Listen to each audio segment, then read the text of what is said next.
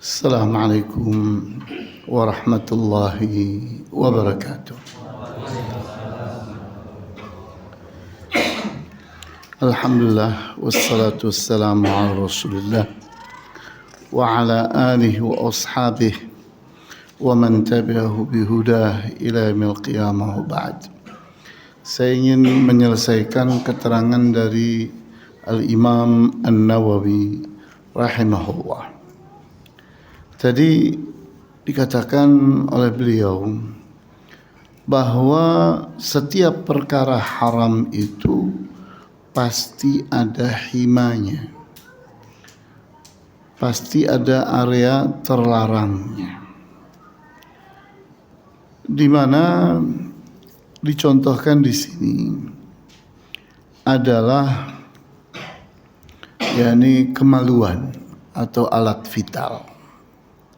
Kemaluan atau alat vital itu sesuatu yang haram. Kalau dia digunakan tidak pada tempatnya, zina, maka haram. Maka area terlarangnya itu adalah paha, kedua paha. Sehingga paha itulah yang melindungi alat vital. Sehingga kalau seseorang itu masih bisa melindungi pahanya, masih bisa menjaga pahanya, masih bisa menjaga alat vitalnya. Kemudian begitu pula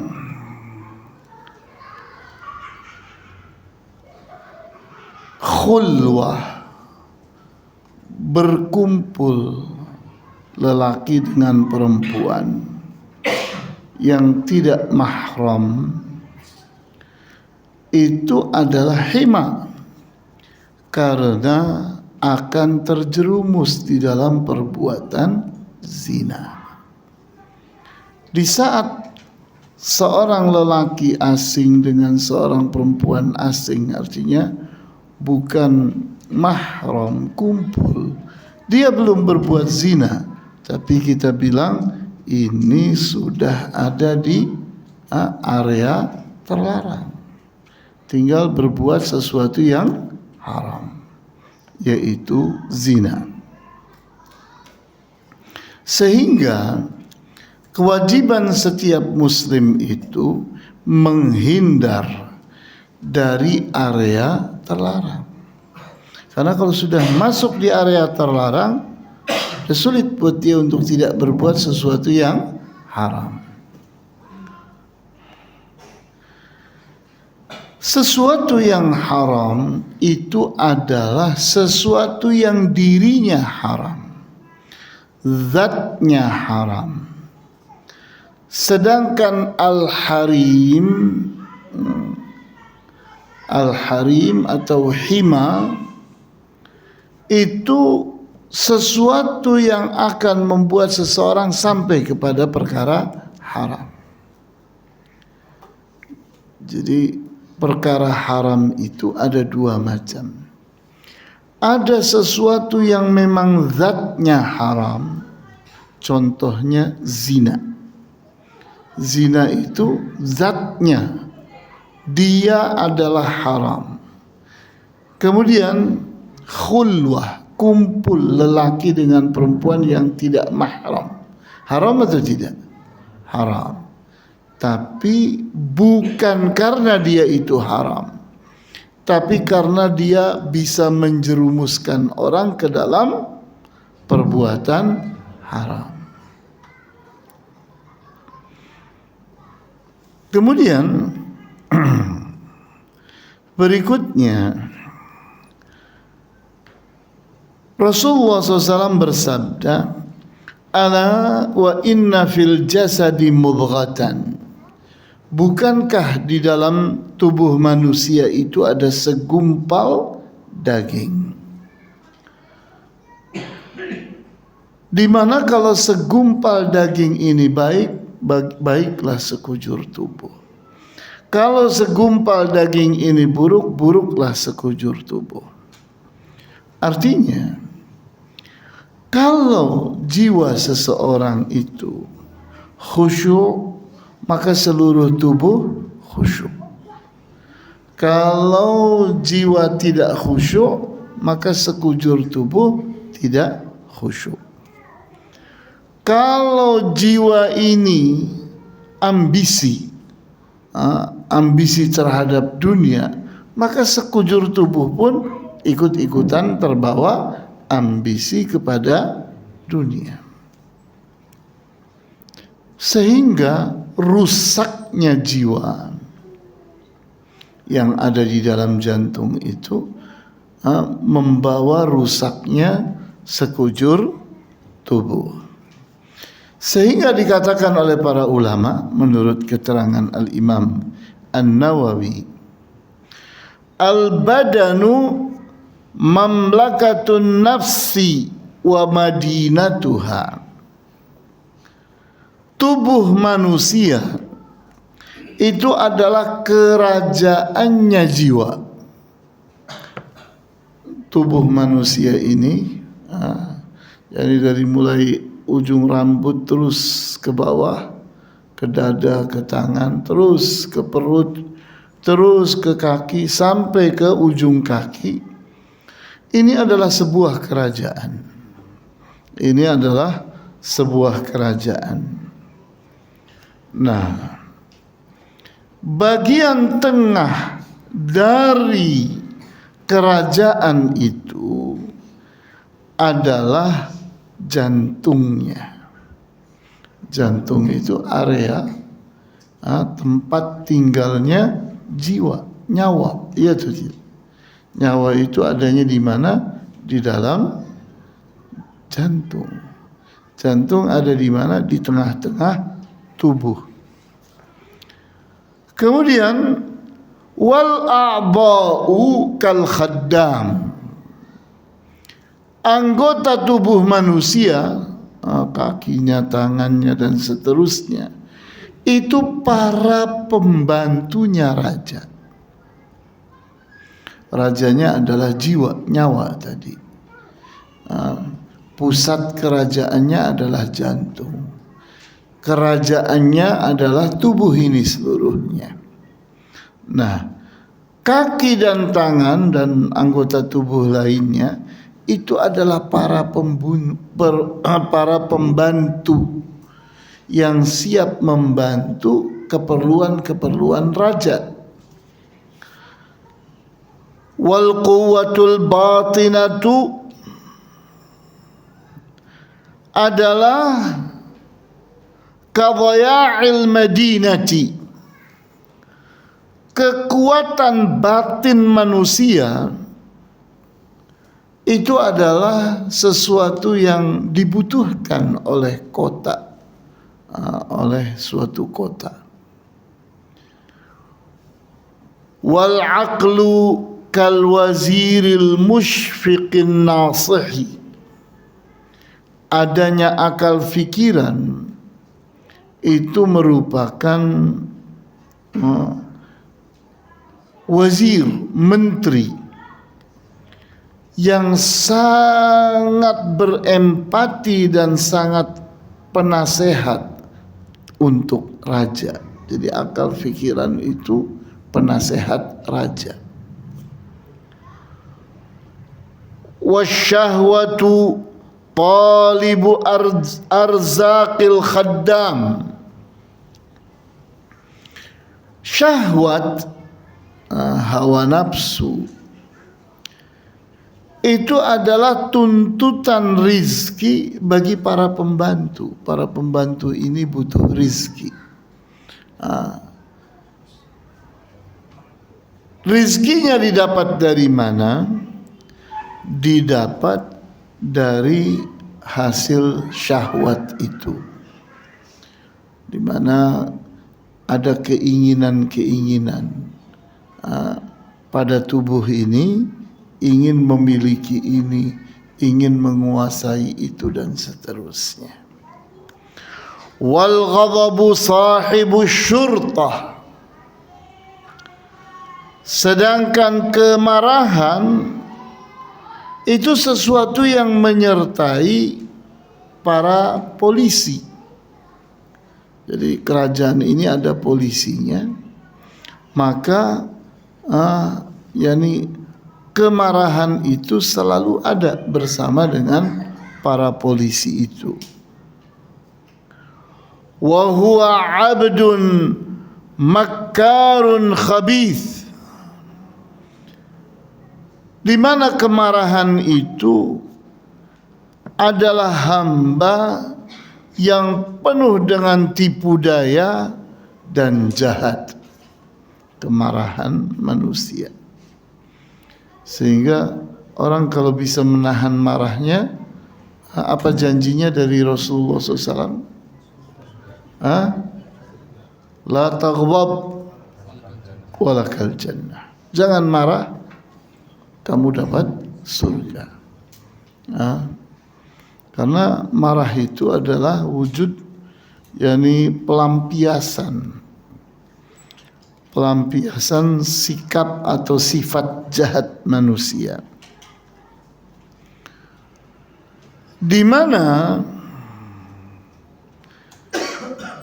kita perhatikan kemarahan itu yatamatsalu bi suratin nasihi wa nus'uhu summun qatil.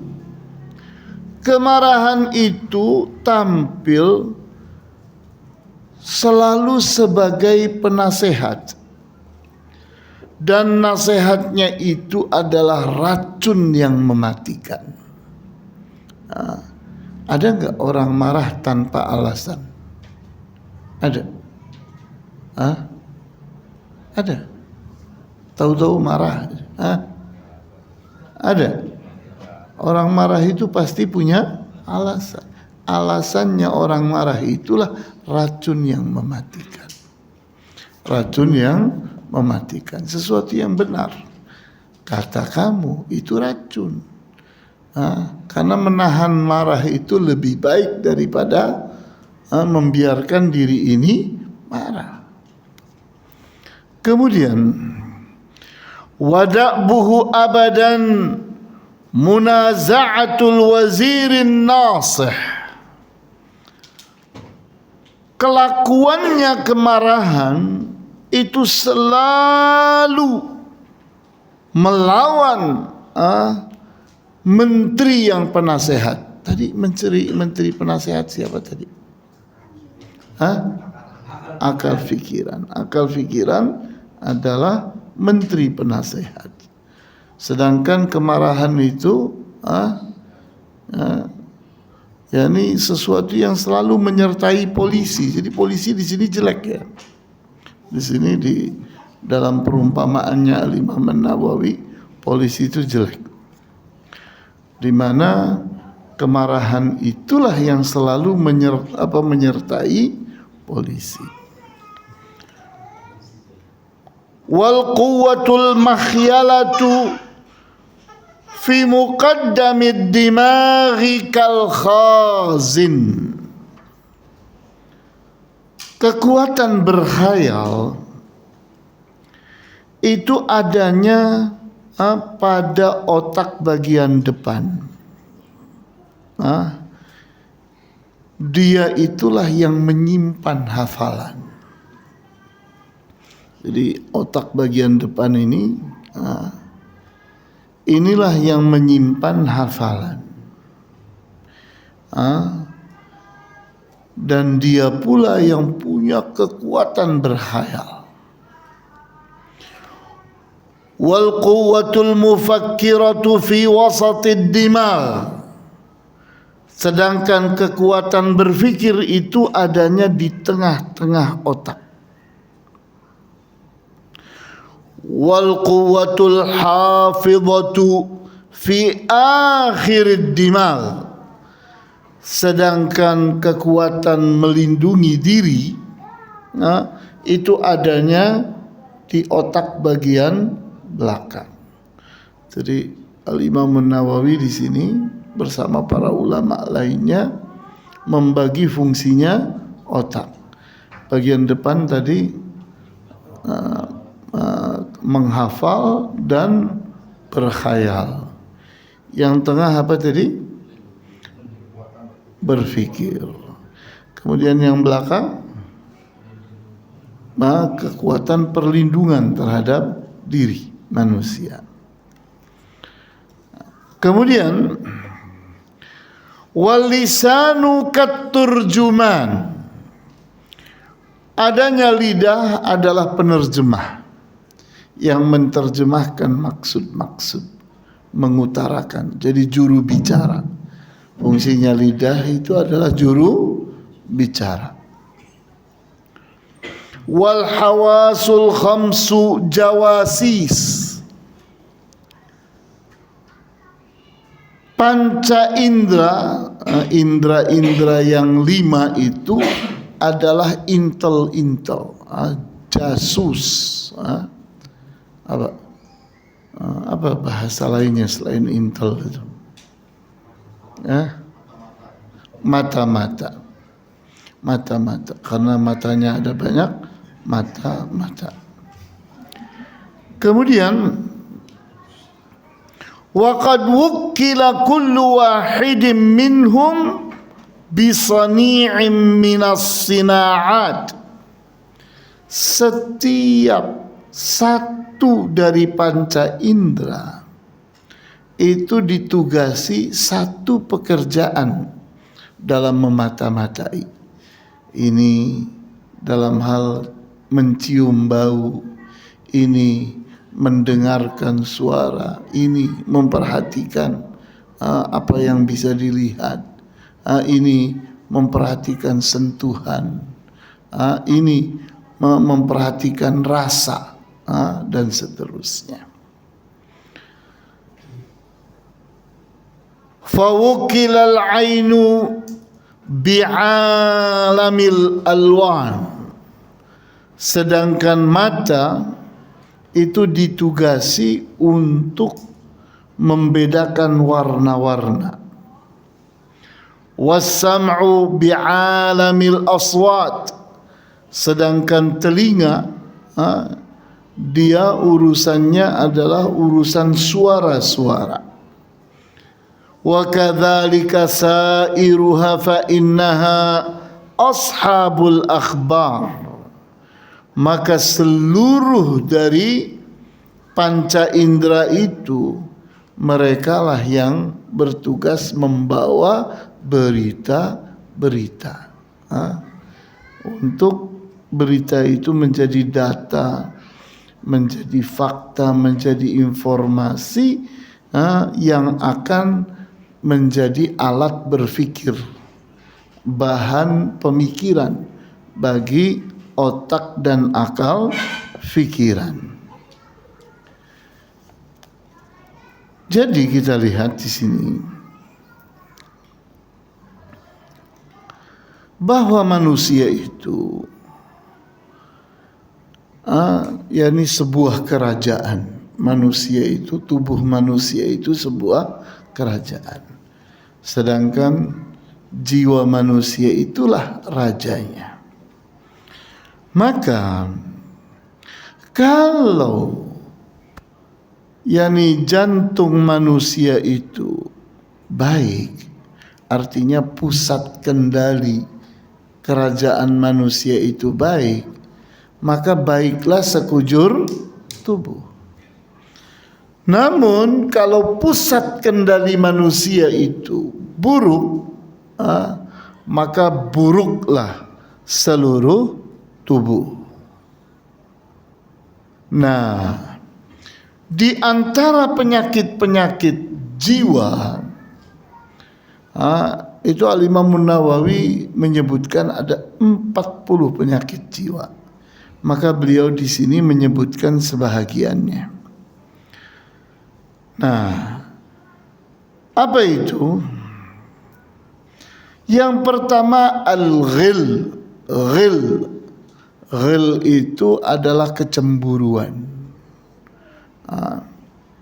Cemburu itu kalau sedikit bagus, tapi kalau banyak merusak. Kemudian al-hiqd, dengki, yakni menghendaki milik orang lain, nikmat yang pada orang lain rusak. Kemudian al-hasad, iri. Kemudian asyuh. Asyuh itu yakni penyakit jiwa yang seringkali berupa pelit. Seringkali berupa pelit. Seseorang hanya siap menerima, tidak siap memberi. Kemudian di sampingnya asyuh ada al-bukhlu. Al-bukhlu itu pelit. Nah, ini beriringan. Kemudian wal kibru, sombong. Was-sukhriyatu, meremehkan orang. Waria, gila kepada pujian, ingin diperhatikan oleh orang. Was-sum'ah, ingin didengar oleh orang, ingin dipuji, jadi sebutan-sebutan orang. Wal makru, tipu daya. Wal hirs, ambisi. Wat tama', tamak itu tamak, rakus. Di samping al-hirs juga ada at-tamak. Bedanya sangat halus sekali. Kedua-duanya adalah yakni kerakusan, ketamakan. Wa adamur ridha bil maqdur, tidak ridho kepada takdir, itu penyakit. Sehingga kata Imam Nawawi, penyakit jiwa manusia itu yakni bisa mencapai 40 macam. Tapi itu sebahagiannya. Nah, inilah pelajaran kita. Silakan barangkali ada pertanyaan. Ya. Assalamualaikum warahmatullahi wabarakatuh. Assalamualaikum warahmatullahi wabarakatuh. Tanya Ustaz bahwa yang tadi bahwa ketika tentang yang subhat dan seperti ilmunya, dicontohkan bahwa apabila menemukan dompet itu karena udah ada ilmunya diambil karena ada KTP. Pertanyaan selanjutnya adalah apabila itu tidak ada KTP, harus adanya uang, itu harus bagaimana kita sikap kita dalam menemukan dompet yang tidak ada KTP-nya. Satu, ya. Yang kedua, hal yang makanan. Makanan itu kan satu hari basi di tengah jalan. Setelah kita ambil, itu harus dikemanakan makanan tersebut. Jadi mohon ilmunya itu. Syukran jazakallahu khair. Afwan, ya.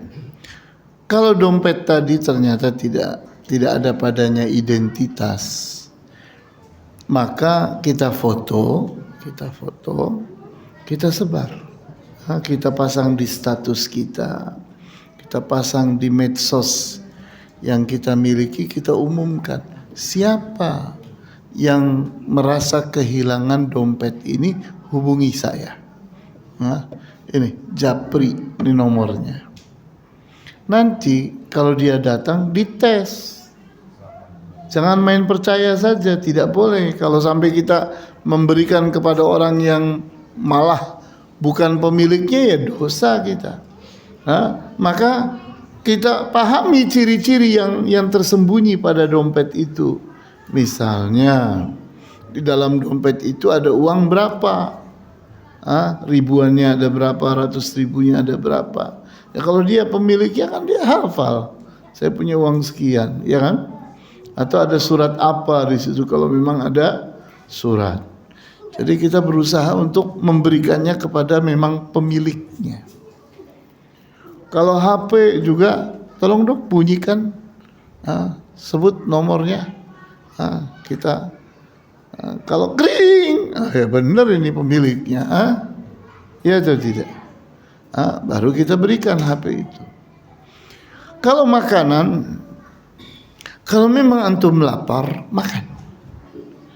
Kalau antum tidak lapar, utamakan orang fakir dan miskin. Jadi kalau antum lapar, makan, itu hak antum. Halal. Karena makanan itu diumumkan ini. Belum nemu sudah pengumuman.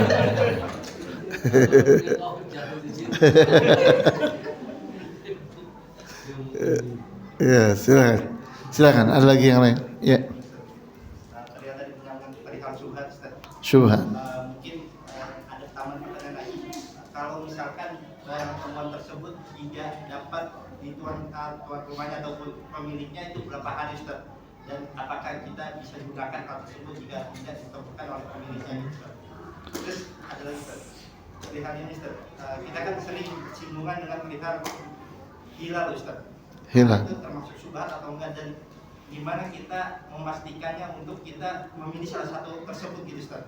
Ada yang perihal hilal, baik itu hilal Muharram atau hilal Arafah atau dan lain-lainnya gitu, Ustaz. Nah itu kayak gimana supaya menghindari syubhat tersebut, Ustaz? Ya. Tadi perkara terkait dengan temuan, yakni kita berusaha dalam hal temuan itu, kita berusaha untuk memahami ilmunya, karena barang itu kan bermacam-macam. Barang itu bermacam-macam, perlakuannya berbeda-beda. Nah, yang repot itu kalau sesuatu barang yang tidak ada tandanya apa-apa. Nah, kalau ada tandanya, ya kita berusaha untuk yakni mengumumkan tandanya. Kalau yakni misalnya antum punya temuan apa, maka dipotret saja, antum sebar di medsos. Yakni itu sebagai bentuk usaha mencari. Sampai kapan? Nah, itu resiko. Kenapa ngambil temuan? Ya. Karena tidak ada batas waktunya.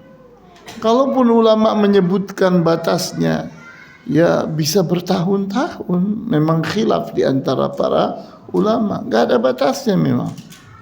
Yang dipakai, Ustaz, ya? Jangan. Enggak. Ini kalau sudah diambil, Pak. Kalau sudah diambil, kapan boleh dipakai? Nah, jawabnya jangan pernah dipakai. Karena bukan hak antum itu. Itu bukan hak antum. Sampai rupiah itu nggak laku, itu berarti jangan dipakai, Ustaz. Apa itu? Kopiah. Misalkan ada uang yang sampai, kan ada mata uang itu tidak laku gitu, Ustaz, yang 10.000 lama atau berapa gitu. Kalau memang antum tahu akan ada batas waktunya, sudah diumumkan oleh pemerintah bahwa nanti akan tidak berlaku lagi, ya antum manfaatkan untuk fakir miskin. Untuk fakir miskin, sehingga itu adalah sedekahnya siapa? Yang punyanya. Nah, yang hilang, yang kehilangan itu sedang bersedekah dengan apa yang kita berikan kepada fakir miskin, kita hanya jalannya. Nah, insya Allah karena kita menjadi penyalur, Kemudian syubhat terkait dengan hilal. Nah, saya mau tanya sama antum, kalau di dunia ini ada seorang khalifah, kira-kira pengumuman hilal ada berapa sedunia? Saya ulang lagi pertanyaannya. Kalau di dunia ini suatu saat misal dipimpin oleh seorang khalifah, misal Al-Imam Mahdi memimpin dunia, kira-kira pengumuman hilal itu ada 1, 2, 3, 4 atau berapa kira-kira? 1. Bumi 1, matahari 1, bulannya 1, ya kan? Perbedaan sedunia tidak ada, 24 jam itu tidak ada. Perbedaan sedunia itu 12 jam. Indonesia, Amerika. Ini Indonesia, ini Amerika. Itu bedanya 12 jam. Ya.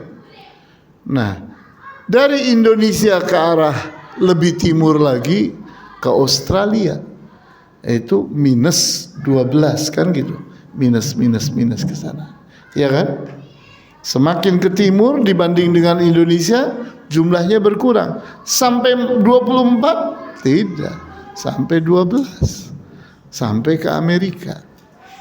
Sedangkan dari sini ke sana, dari Indonesia bergeser, semakin ke Aceh, semakin ke Thailand, semakin ke Vietnam, semakin ke India, nambah jumlah jamnya. Karena mereka belakangan, karena mereka ada di sebelah barat, sedangkan Australia ada di sebelah timur. Terus sampai ke Saudi bedanya berapa jam? 4 jam. Terus ke sana, nanti sampai di Amerika lagi berapa? 12 jam. Jadi tidak ada alasan untuk beda 1 hari itu, tidak ada alasan. Tidak ada alasan. Lucunya ini. Lucunya satu negeri ini, satu Indonesia. Beda jamnya cuman ini barat, ini timur, ini tengah. Ini tengah, ini timur, ini barat. Bedanya ke sini sejam, sini sejam. Ternyata di atas kita ada Brunei, ada apa? Malaysia, bagian dari Kalimantan, iya atau tidak? Ternyata bisa beda harinya, ya kan? Bisa beda.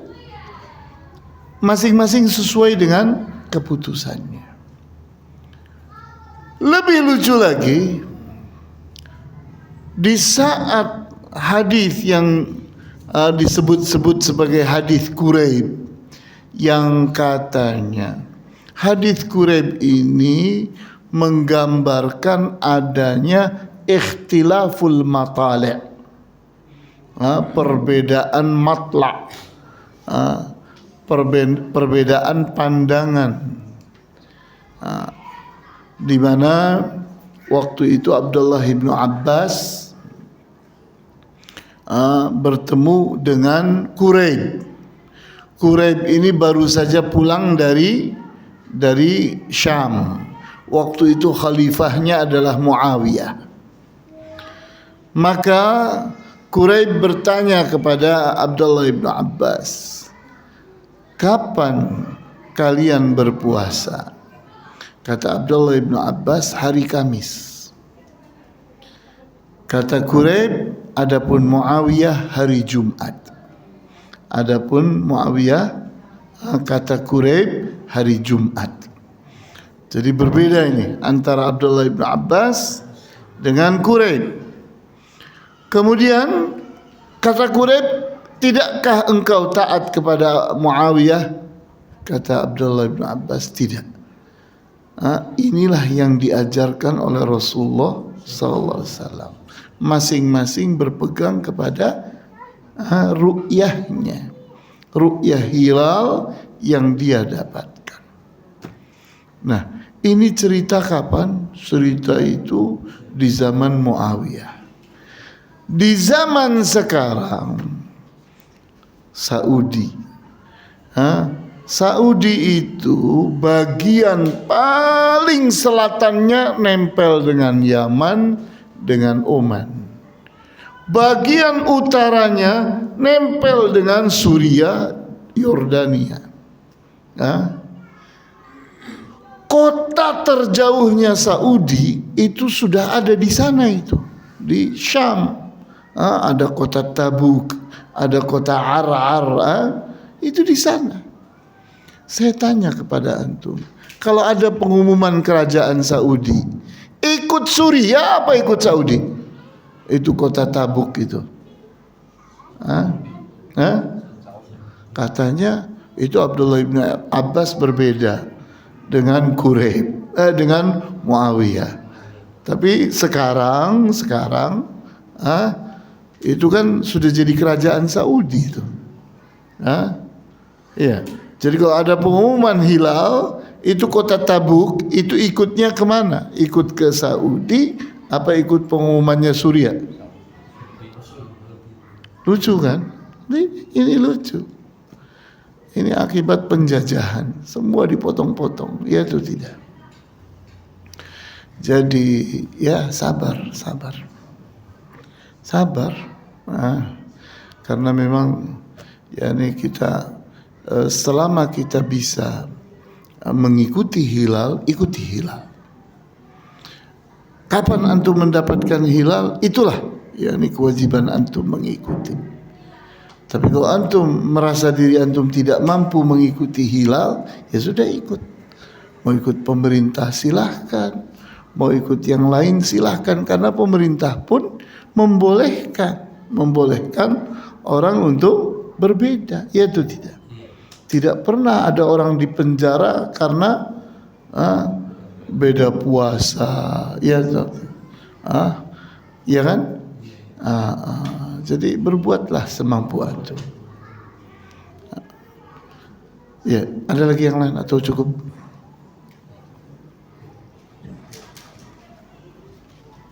Tidak ada? Baiklah, kita tutup. Wallahu ta'ala a'lamu bis-shawab. Walhamdulillahi rabbil alamin. Wa sallallahu ala asyrafil anbiya'i wal mursalin wa ala alihi wa ashabihi ajma'in.